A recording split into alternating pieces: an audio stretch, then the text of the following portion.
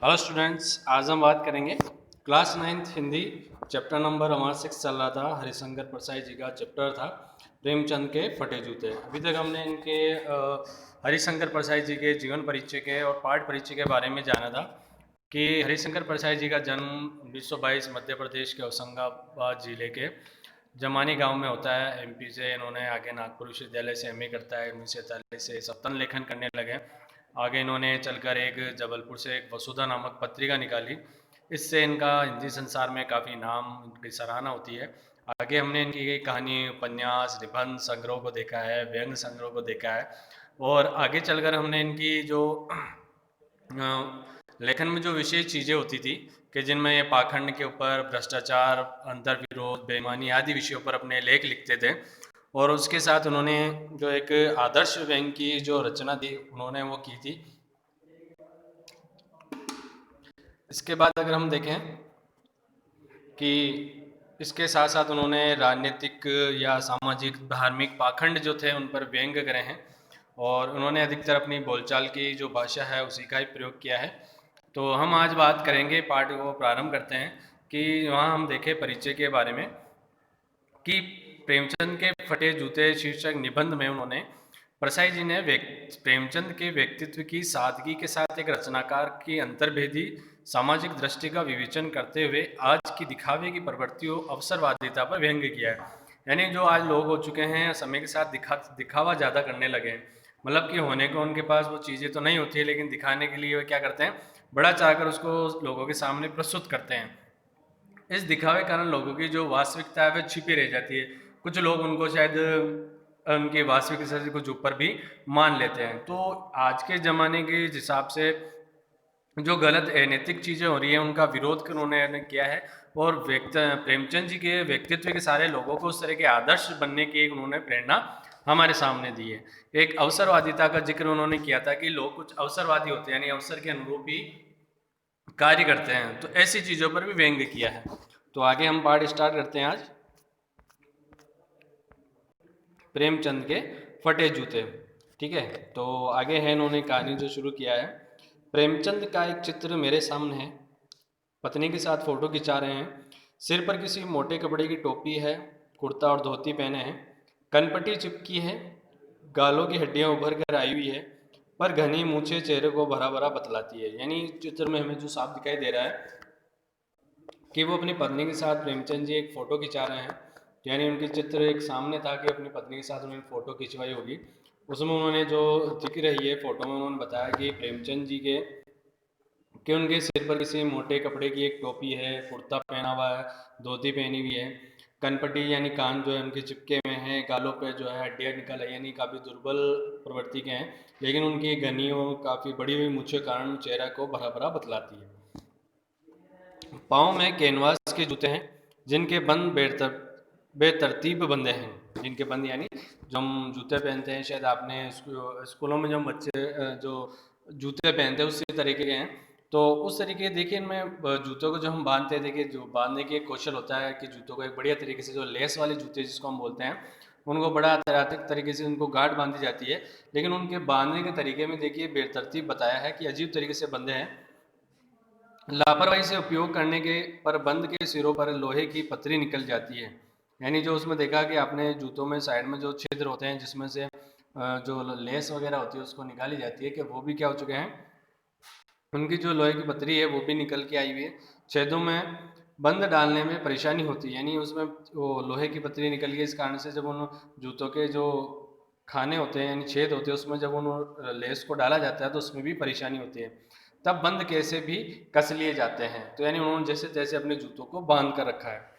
दाहिने पांव का जूता ठीक है, मगर बाएं जूते में बड़ा छेद हो गया है जिसमें से अंगुली बाहर निकल आई है। अब यानी जूतों की स्थिति में भी बता रहे हैं कि एक जूता तो उनका ठीक है, लेकिन दूसरे बाएं पांव के जूते में जो एक बड़ा छेद नजर दिखाई दे रहा है और उसमें से भी उनकी उंगली बाहर निकलती हुई दिखाई दे रही है। मेरी दृष्टि उनके जूते पर अटक गई। अगर हम भी किसी का हुलियाज देखते हैं तो हम क्या देखते हैं, उसके सिर से लेकर उसके पाँव तक पर हम नजर डालते हैं कि वो किस तरह का, आज क्योंकि आज दिखावे की संस्कृति है तो आपने देखा होगा आज दिखावे के लिए क्या क्या नहीं कर जाते हैं। पहले तो हमने सुना था कि केवल श्रृंगार ही किया जाता था, कि लोग अपने बालों को चमकाते थे चेहरे पर, या आज हम देखते हैं कि बालों से लेकर हमारे जो वस्त्र होते हैं उनको पहनने के तरीके से लेकर पाँव में जूते तक होती हैं, उन सबको देखा जाता है कि उसने किस तरह का परिधान जो है वस्त्र वगैरह पहन रखे हैं, या जो भी उसने आभूषण डाले हैं, या जो उसने बाहरी चीज़ें जैसे जो जूते चप्पलों का हम ले लेते हैं कि किस तरीके से आवरण जो उसने बनाया हुआ है। तो जब उनके प्रेमचंद जी की फोटो में जब उनके जूते पर नजर जाती है लेखक की, तो उनकी दृष्टि वहीं पर अटक जाती है। सोचता हूँ फोटो खिंचाने के अगर यही पोशाक है तो पहनने की कैसी होगी। तो यानी लेखक का एक विचार आ रहा है मन में कि प्रेमचंद जी जब फोटो खिंचाने के लिए इस तरह की पोशाक या जूते ऐसे पहनते हैं तो असल ज़िंदगी में वे किस तरह से पोशाक पहनते होंगे। यानी सामान्य ज़िंदगी जैसे हम घर पे रहते हैं या बाहर के आते जाते हैं, नहीं, इस आदमी की अलग अलग पोशाकें नहीं होगी, इसमें पोशाक बदलने का गुण ही नहीं है। तो यानी हम एक बेचारी की जो बात यहाँ लेखक करा रहे हैं कि वो बता रहे हैं कि भाई पहनने की तो नहीं होगी, इस आदमी के पास अलग अलग पोशाकें नहीं होगी, इससे कि पोशाकें बदलने का शौक नहीं है। यानी हम एक देखते हैं कि जब हम घर में रहते हैं तो उस समय हमारी पोशाक किस तरह की होती है, जब हम कहीं बाहर जाते हैं शादी विवाह में जाते हैं तब हमारे परिधानों में किस तरह का बदलाव आता है। तो ये हम भी जानते हैं कि हम मौके के अनुसार ही जो अपने वस्त्रों को ढालते हैं, यानी उसी अनुसार पहनते हैं। ये जैसा है वैसा ही फोटो में खिंच जाता है। तो प्रेमचंद जी की विशेषता बताएं कि इन्हें किसी तरह के दिखावा करने का शौक नहीं है, जिस तरीके की प्रवृत्ति के हैं, जिस तरीके के ये सब जगह माकूल रूप में रहते हैं, उसी तरह से फोटो में भी खिंचा रहे हैं। यानी उसी तरह की अपनी जो सादगी जीवन है उसी को अपने फोटो के जरिए भी बता रहे हैं। मैं चेहरे की तरफ देखता हूँ, क्या तुम्हें मालूम है मेरे साहित्यिक पुरखे की, यदि जूते साहित्य पुरखे की तुम्हारा जूता फट गया है तो उंगली बाहर दिख रही है, क्या तुम्हें इसका जरा भी एहसास नहीं है? जरा लज्जा संकोच या झेप नहीं है? क्या तुम इतना भी नहीं जानते कि धोती को थोड़ा नीचे खींच लेने से उंगली ढक सकती है? मगर फिर भी तुम्हारे चेहरे पर बड़ी बेपरवाही बड़ा विश्वास है। यानी अब जो लेखक है वो हमारे फोटो को देख रही है, उसे एक जो बात बताई जा रही है कि यानी कि तुम साहित्यिक तरीके से अगर देखें कि किस तरीके से हम श्रृंगार की बातें करते हैं, पहनावे की, हम सभ्यता की बातें करते हैं, तो उस समय किस तरीके से एक आदमी को जो है एक बढ़िया वस्त्र तरीके के पहनने को होते हैं। अगर वो चूजे कुछ और भी जूते चप्पल भी पहन रहा होता है तो किस तरह का पहनना उसे चाहिए होता है। कि तुम्हारा जूता फट गया कोई बात नहीं, उंगली दिख रही है, लेकिन तुम्हें इसका बिल्कुल भी एहसास नहीं है, तुम्हें बिल्कुल भी इसका लज्जा या शर्म नहीं है कि तुम इतना नहीं जान सकते अगर तुम्हारा जूता फट गया है तो धोती को नीचे कर कर उसके फटे जूते को भी दबाया जा सकता है, लेकिन तुम्हारे चेहरे के ऊपर इसकी बड़ी बेपरवाही या तुम्हारा जो विश्वास है उसे देखकर बड़ा अजीब सा लगता है। फोटोग्राफर ने जब रेडी प्लीज कहा होगा तब परंपरा के अनुसार तुमने मुस्कान लाने की कोशिश की होगी। दर्द के गहरे कुएं के तल में कहीं पड़ी मुस्कान को धीरे धीरे खींचकर ऊपर निकाल रहे होंगे कि बीच में ही क्लिक करके फोटोग्राफ में थैंक यू कह दिया होगा। फोटो खिंचाते हैं अधिकतर जो फोटोग्राफर जो होते हैं वो क्या करता है कि वो पहले फोटो में जो वो फोटो खींच रहा होता है तो जितने जिन लोगों की फोटो खींचता है उनकी पोजीशन सेट करता है, उनके चेहरे के हाव भाव को सही करने की कोशिश करता है। इस दौरान देखिए कि जो हमारे हम बात करें एक निबंध के जरिए कि लेखक जो है हमारे वो प्रेमचंद जी के एक परिधान या उनके एक व्यक्तित्व या उनकी एक विशेषताओं को हमारे सामने रख रहे हैं कि जब आपको फोटोग्राफर ने भी कहा होगा कि भाई रेडी प्लीज, तो आप अपने आप को जो एक मुस्कान लाने के लिए कहा होगा, क्योंकि हम जानते हैं कि मुंशी प्रेमचंद ने जिस तरह की अपनी कहानियाँ लिखी, उपन्यास लिखे हैं, उसमें जितना उन्होंने समाज में प्रचलित जितने भी भेदभाव या हम समानता को मानते हैं उन्होंने जब जाहिर किया होगा तो कितना दुख उनके अंदर भीतर भरा होगा, यानी किस तरह की तकलीफें वो झेल रहे होंगे। तो उन तकलीफ़ों का उनके अंदर जहन में उसमें बीच में पड़ी एक मुस्कान को धीरे धीरे बाहर लाने की कोशिश कर रहे होंगे, इसी बीच उनकी जो फोटो है वो भी खिंच जाती है। विचित्र है ये अधूरी मुस्कान, यानी उनके जो मुस्कान फोटो में जो मुस्कान दिखाने की कोशिश की जा रही थी वे भी एक तरह की अधूरी मुस्कान रह जाती है। ये मुस्कान नहीं, इसमें उपहास है, व्यंग है। यानी अब जो उन्होंने फोटो खिंचाते समय जो एक आधी सी मुस्कान जो रखी थी वह मुस्कान नहीं है, उसमें एक उपहास सा छुपा है, यानी किसी पर जो उन्होंने व्यंग करा है वो नजर आता है उनकी फोटो को देखकर। ये कैसा आदमी है जो खुद तो फटे जूते पहने फोटो खिंचा रहा है पर किसी पर हंस भी रहा है। यानी वे ऐसे, यानी हम जो पाठ पढ़ रहे हैं कि दिखावे या जो अवसरवादिता की प्रवृत्ति के लोग हैं उन पर इस तरह की जो व्यंग करते हैं उन्होंने फोटो खिंचवाई होगी। फोटो ही खिंचाना था तो जूते ठीक पहन लेते या न खिंचाते। फोटो न खिंचाने से क्या बिगड़ता था। शायद पत्नी का, अब यानी लेखक जो है उनसे साक्षात तो बात नहीं कर रहे हैं, लेकिन उन्होंने एक फोटो का जिक्र लिया था, उस फोटो को लेकर उन्होंने जो पाठ की एक रचना की है, तो उस जरिए वह सोच रहे हैं, मन में शायद बातें आ रही है कि अगर तुम्हारे पास पहनने को ढंग से जूते नहीं थे, तुम्हें फोटो खिंचाने की क्या आवश्यकता पड़ी। शायद हो सकता है कि उनमें पत्नी का आग्रह रहा हो, यानी मुंशी प्रेमचंद की पत्नी का आग्रह कर लिया होगा कि नहीं फोटो तो खिंचवानी है, और तुम अच्छा चल भाई कहकर बैठ गए होंगे भाई फोटो खिंचाने के लिए, चलो ठीक है भाई पत्नी इतना आग्रह कर रही है तो खिंचवा लेते हैं। मगर ये कितनी बड़ी ट्रेजेडी है।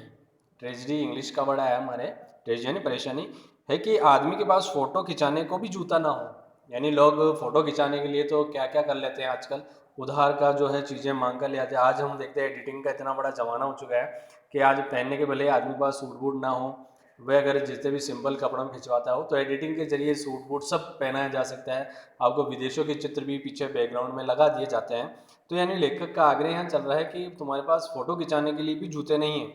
मैं तुम्हारी फोटो देखते देखते तुम्हारे क्लेश को अपने भीतर महसूस करके जैसे रो पड़ता हूँ कि यानी कि मुझे ऐसे जो विडम्बना झेलने पड़ रही है, जो वेदना सहनी पड़ रही है, जो दुख सहना पड़ रहा है अपने भीतर, उसे देखकर मैं भी कभी कभी रो पड़ता हूँ। मगर तुम्हारी आंखों का ये तीखा दर्द भरा व्यंग मुझे एकदम रोक देता है। लेकिन तुम्हारी आंखों को जब मैं देखता हूँ तो उसमें मुझे एक व्यंग सा नजर आता है जो दुनिया को एक सीख सा देता हुआ प्रतीत होता है, या ऐसे लोगों पर एक व्यंग करता हुआ सा मुझे नजर आता है।